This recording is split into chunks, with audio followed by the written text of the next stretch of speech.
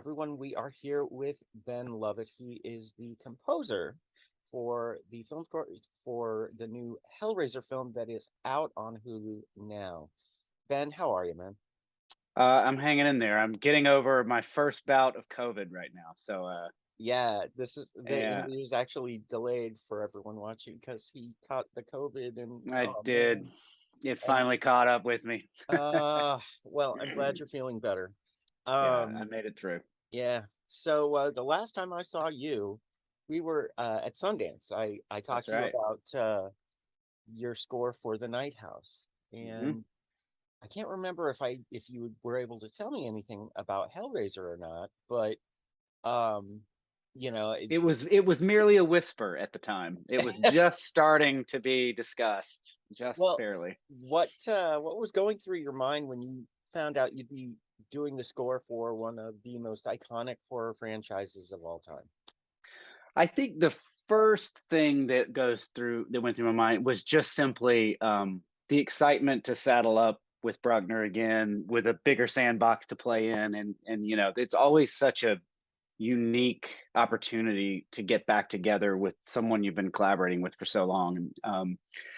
And so that was the first thing. And then it was sort of like, oh shit, to when you really had to wrap your head around the immensity of the task and what all was contained. I think it was a bit of like, okay, roll up your sleeves and we got a lot of homework to do. Did you go back and read the book? What type of research and inspiration did you look for? Yeah, I did, and I did it in a very specific order because I had the opportunity to sort of come in somewhat fresh. Like I was my relationship to Hellraiser was more peripheral. I was always aware of it. I'd come across it, but I had not seen all the films. I didn't grow up as a big fan in particular, so I wasn't bringing a lot of my own sort of personal, you know, um, ideas about like what that world is into this. So the first thing I did was read the script for our movie. So I had just the idea of the story that we had to tell in my head first. And then I read The Hellbound Heart and I started writing just from the initial inspiration of Mr. Barker's prose and the script for our story. And then went back and started working my way through the films just to start to see what I could absorb from them in how it might help inform this story instead of kind of being forced to do it the other way around. Okay. Yeah, I was gonna now I haven't seen the new Hellraiser yet. It's on my list. LA haunt season is it's a lot. Um, but but You got a full dance card over there. oh yeah. But did you mentioned going through and watching the other films as well? Did they how did they influence or inspire or kind of direct the ideas that you were coming up with?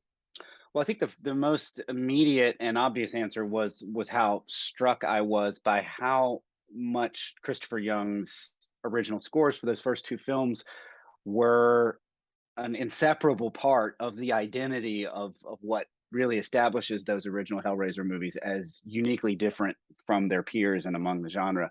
And I realized how much of it had to do with this really interesting juxtaposition, unique to Hellraiser, especially at the time, of this very romantic, lyrical, sort of gothic style of classical music paired with these very coarse, raw image system in those original films. And I think that his scores really brought the fantasy into it and the magic, and it added that element in such a way that you could really feel it beyond what they were able to establish maybe in camera in 1987.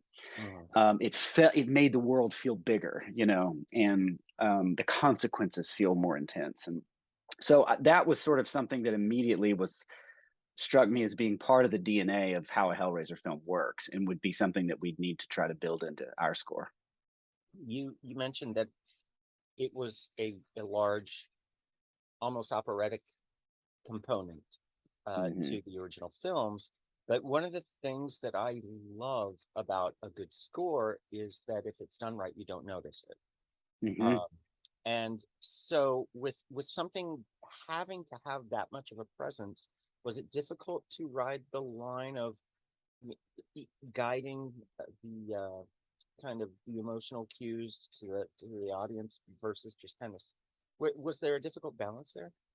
There was, and in particular because what you might consider traditional Hellraiser music is not a very David Bruckner thing, right? Like very big, kind of bold, underlined emotions, very kind of in your face, very big melodic music is not really what traditionally has worked to help grease the wheels of his style of storytelling. It's Right. much more about melodic abstraction and much more subtle and much more just sort of insidious, and it's doing things you don't even know it's doing most of the time. And that's where we found that our collaborations tend to be the most successful. And I know that's just part of his taste as a filmmaker and what he likes in music. But we were both aware that part of that was just what made it feel like Hellraiser. Hmm. And so I think that it was an opportunity to try to find a way that I could maybe have one foot in each world. One foot firmly in the established sound of what Hellraiser movies have always been, and then another one that sounds like a David Bruckner movie. Gotcha. And so that the way we practically implemented that was David's challenge to find a way to reprise some of the themes that we recognize from the original films in a more subtle and kind of abstract way. Gotcha. And was that transition difficult for you guys? Were going forward, going from more abstract to bigger and bolder? Yeah, I mean, I've done that in other films. So for me, it's always exciting to get to do that.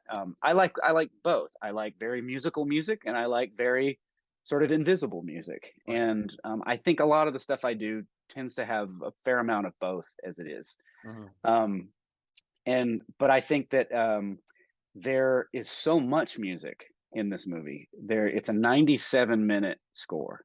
And so it was by far the Wow. biggest order of music I've ever had to produce. And so it's on screen 80% of the runtime of the movie. That's just too much screen time to have so much melodic music. So there Yeah. was a lot of opportunity for very subtle, very invisible movements in there, and just picking and choosing where we really wanted to come with it, and when we did come with it pretty strong. Mm. Let's talk about the soundscape of Yeah. the new Hellraiser score.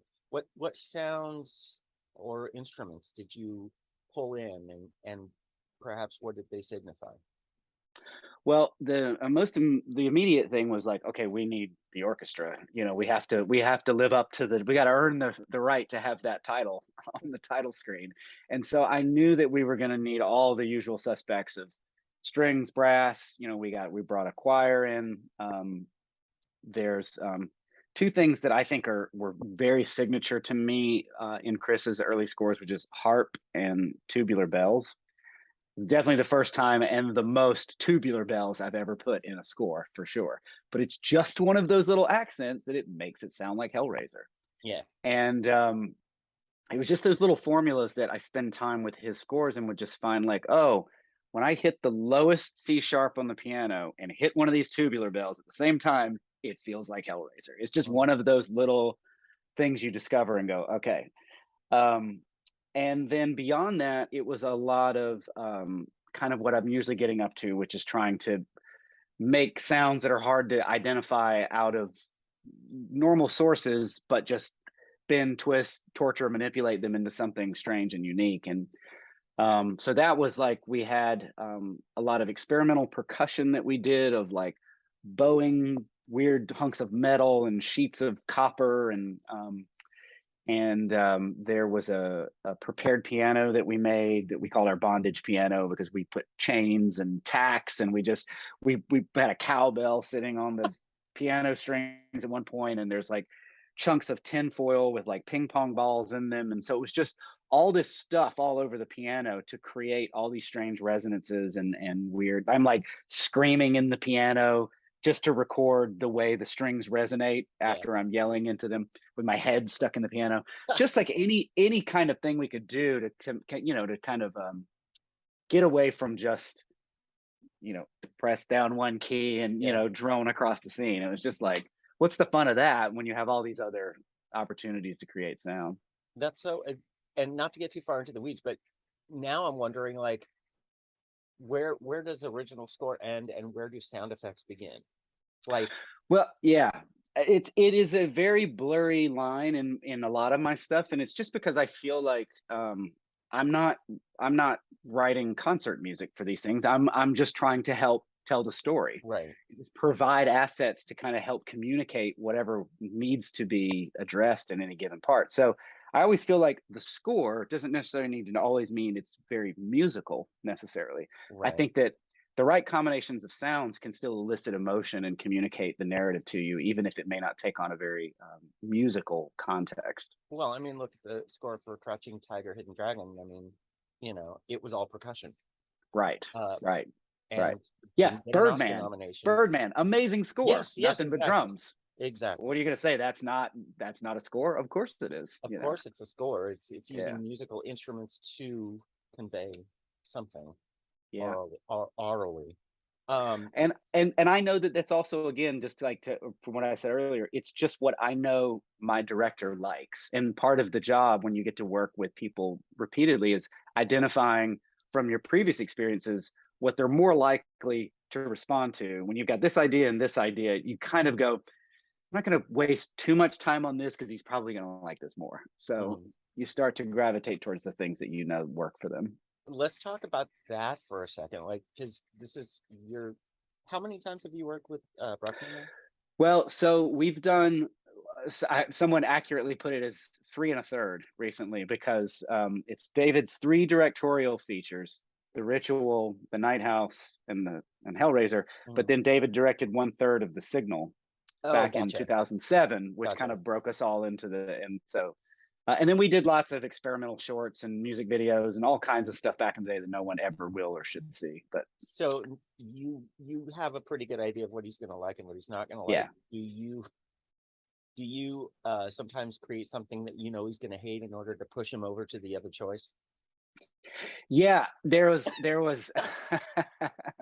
there was a little bit of that because I was determined to get the harp in this movie, and I know that in the past he's just been allergic to harp. I've just never really been able to get it in a movie without disguising it so much that you wouldn't even know that's what it was. But I was just like, it's Hellraiser. It's a very harp centric vibe. We got to get it in there. And so I think I gave him in one choice like a really big thing with the brass was just like in a very Chris Young way. It was just bah, bah, bah, bah, bah. And then there was a more subtle version. He was like, I like this version. I was like, I thought you might. Ah, that's awesome. So, do you have a favorite Cenobite? A favorite what? Cenobite. Oh, well, it's maybe not the most exciting. I mean, it's the obvious answer, but I think that Jamie's version of Pinhead or the priest um, is is my favorite because it was the one that most um, informed and changed my direction of what I was doing musically, based on this like how surprised I was by how singular and unique her embodiment of the character was when I finally saw it. Because I had read the script, I'd seen the old movies, all I had as a reference point, like everybody else, was Doug Bradley's Pinhead. Yeah. And that's a very specific and great thing. And so you can't help but be influenced by that. And so I had some things I'd written, knowing it would be different, but not really being able to know how it would be different other than just what you've imagined reading the script. Then I saw it, and it's just the way they capture her on screen, the way she looks in the design of the character, what Josh and Sierra Russell did with the practical effects with her. And mostly just by how she carried herself in the scenes and how she has this energy and this kind of this haunting sort of wicked divinity about her, um, that I just threw everything I had out the window and started over, just vibing off of what I felt like Jamie was giving us on screen. I love it.